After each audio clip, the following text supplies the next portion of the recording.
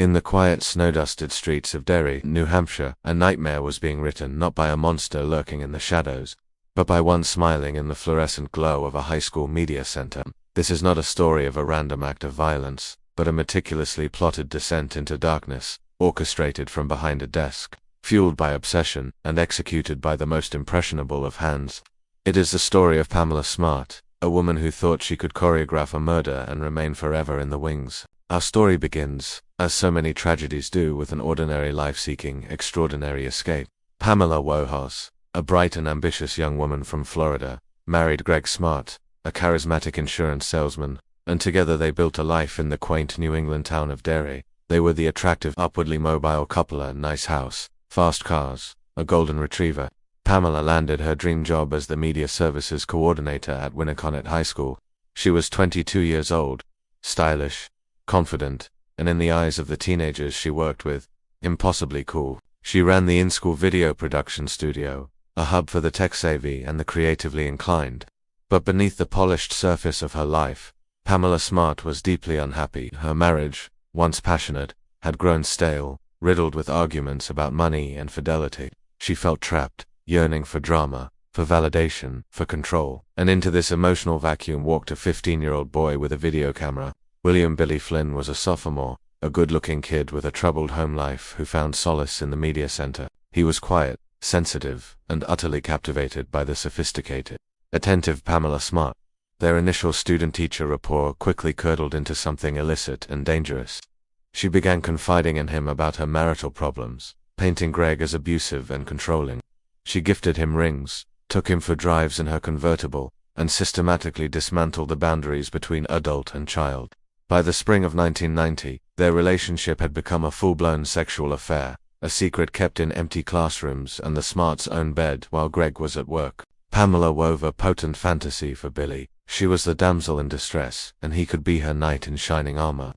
But her plan for rescue was not to leave her husband, it was to erase him. The seduction was not just of the body, but of the mind. Pamela introduced Billy to a world of intense, cinematic obsession, screening films like The Last Seduction and Fatal Attraction, where manipulation and murder were portrayed as twisted acts of passion.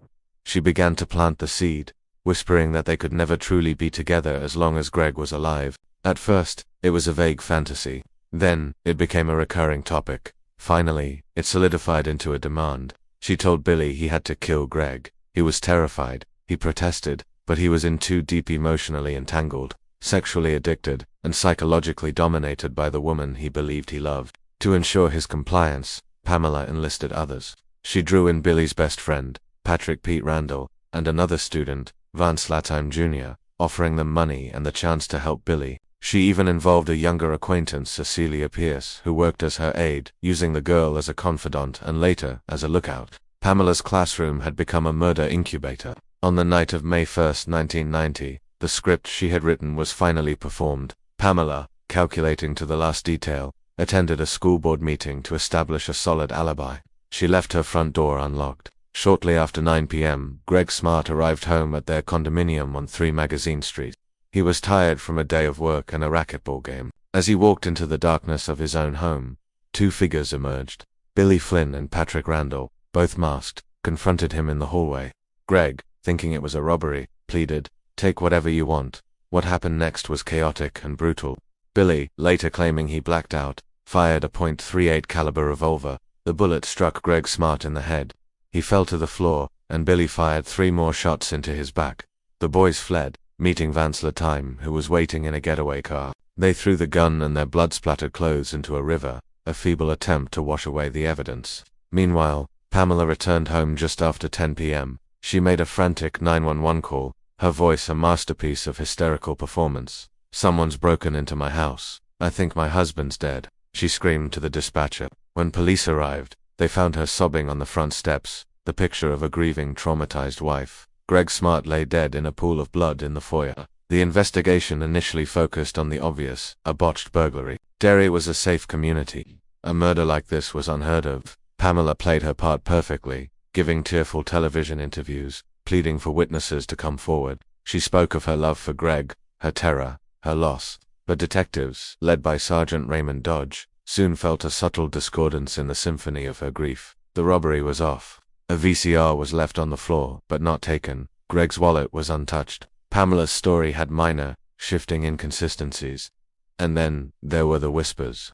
In a small town, and especially in a high school, secrets have a short half-life. Rumors about Pamela and a student began to filter to the police, first as anonymous tips, then from a terrified, guilt-ridden teenager. Cecilia Pierce, the 16-year-old aide, was crumbling under the weight of what she knew. Pamela had sworn her to secrecy, but after Gregg's murder, the reality was too horrifying to contain. Cecilia's mother, noticing her daughter's drastic change in behavior, the nightmares, the withdrawal, finally pressed her for the truth. The floodgates opened. Cecilia confessed everything: the affair with Billy Flynn, the plot to kill Gregg, her own role as a lookout. She provided the police with a motive that shattered the burglary theory.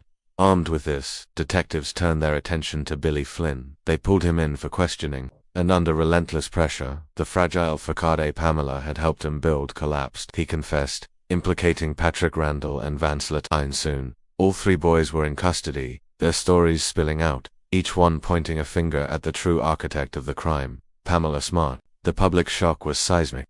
The glamorous, grieving widow was now the alleged mastermind, a modern-day Lady Macbeth manipulating children into committing the ultimate sin. The case became a national media frenzy, a precursor to the 24-hour news cyclones of today. Pamela maintained her icy denials, even as the net tightened. The prosecution's case was formidable but circumstantial. It hinged on the testimonies of the teenagers, all of whom had cut deals for reduced sentences. They needed a smoking gun, and they found it in the most modern of forms, a microcassette recording. Unbeknownst to Pamela, Cecilia Pierce, on the advice of her mother and the police, had begun wearing a wire. In a series of tense, clandestine conversations, she engaged Pamela in discussion about the murder. The prosecution had one tape in particular they knew would be devastating. At the trial, the courtroom fell into a breathless silence as the tape was played. On it, Cecilia asks Pamela if she's worried about the boys talking. Pamela's voice, calm and eerily composed, fills the room. "I'm not worried about it. I didn't do anything. They can't prove anything." But then, she offers a statement that would seal her fate. "I'm not stupid. I know how this works. It's all about evidence, and there isn't any." To the jury, this wasn't the lament of an innocent woman. It was the cold, calculating analysis of a criminal confident she had covered her tracks. It was the sound of manipulation caught on tape. The trial was a spectacle. Pamela Smart, now 23, sat at the defense table, often dressed in tailored suits, maintaining an aura of detached composure. The prosecution painted her as a sociopathic puppeteer, a woman who traded sex for murder. The defense argued she was a victim herself of the boys' lies, of a community eager for a villain, of an affair twisted into a conspiracy.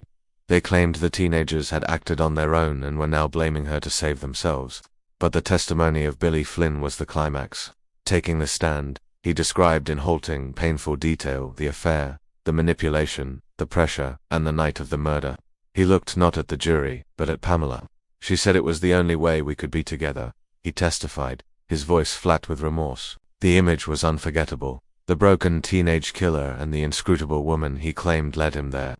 On March 22, 1991, the jury returned a verdict: guilty of conspiracy to commit murder, witness tampering, and being an accomplice to first-degree murder. Pamela Smart showed no emotion as the words were read. She was sentenced to life in prison without the possibility of parole, the first American woman to receive such a sentence for conspiring with her underage lover to kill her husband. The three boys, having cooperated, received reduced sentences.